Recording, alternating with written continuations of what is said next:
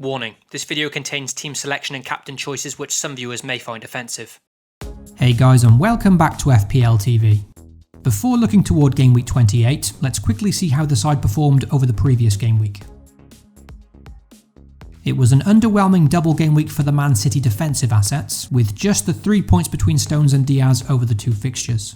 As mentioned many times, these two have done so well for me I can have no real complaints here. But with the Champions League fixtures also now back in the mix, and therefore even more rotation to contend with, it may be time to jump off the defensive double up sooner rather than later, particularly with Man City having a blank game week in 29 and 33 as well. The fact that Man City had that double game week was the big pull in captaining Gundogan over some of the single game week players, and the 10 points from him was a decent enough return.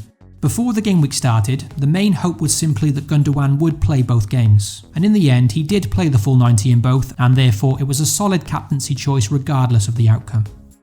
I brought in Gundogan for Raheem Sterling last week, and not only did Gundogan score 8 points more than Sterling, but it also allowed me to upgrade Calvert-Lewin to Harry Kane up front for his superb performance against Palace. So my transfers of Calvert-Lewin and Sterling out last week ended up being hugely successful. I also had a welcomed bit of fortune last game week, with Rudiger getting benched for Chelsea, and then in came my first sub Soufal off the bench with a clean sheet against Leeds. It was a nice consolation to receive Soufal's 6-pointer to soften the blow of both Bamford and Rafinha blanking against him. Leeds haven't been the best FPL options in recent weeks, and the same can be said for Ollie Watkins at Aston Villa, who continues to struggle without Jack Grealish in the side. However, as we know, both Leeds and Villa play in the blank game week 29 next week, so they'll be staying put in my side for that one.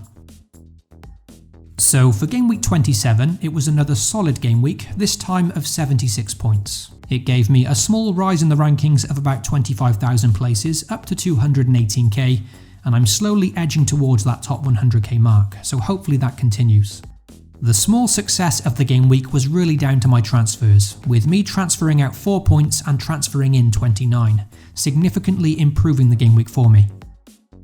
So let's move on to game week 28 now and look at some potential transfer plans as well as my potential team lineup. Also, if you enjoy the content here at FPL TV, then be sure to leave a like and most importantly get subscribed. You can also hit the notification bell so you always know when a new video goes live.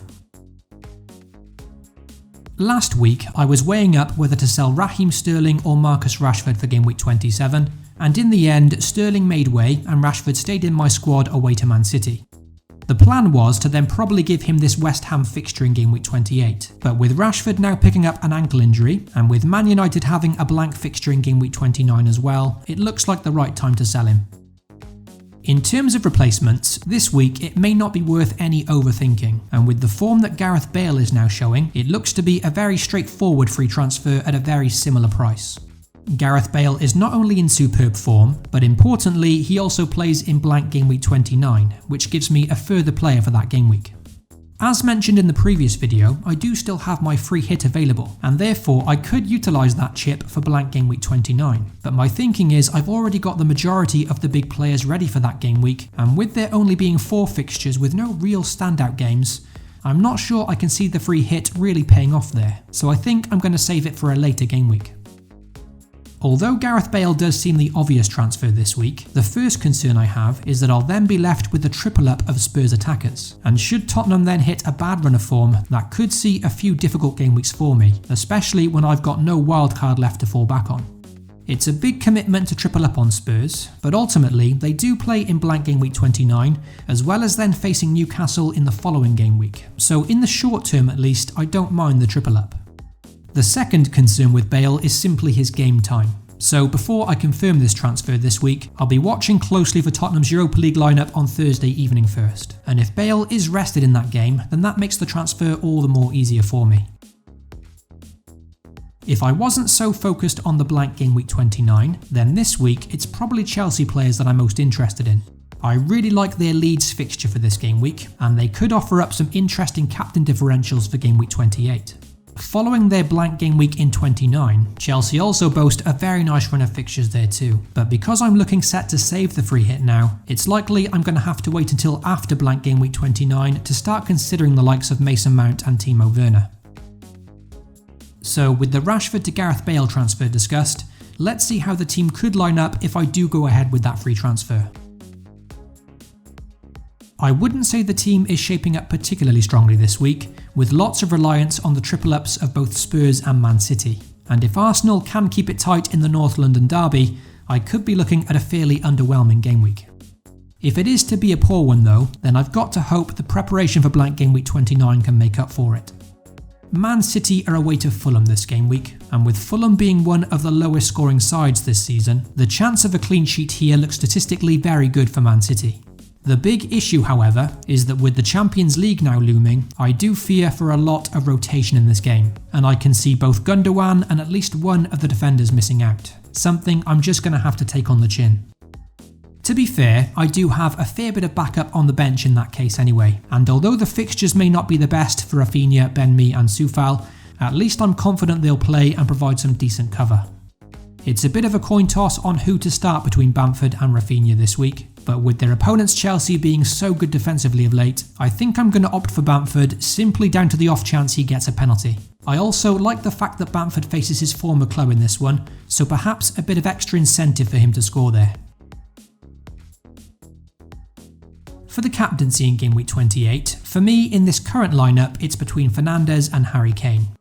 Considering their fixtures, neither feels ideal, because both Arsenal and West Ham haven't been shipping lots of goals of late, so it does feel like one of those game weeks where a differential captain could really pay off. I think that's why a punt on Timo Werner is so tempting for me this week, because Leeds are still giving up so many big chances, and if I were to bring him in, he'd certainly be a contender.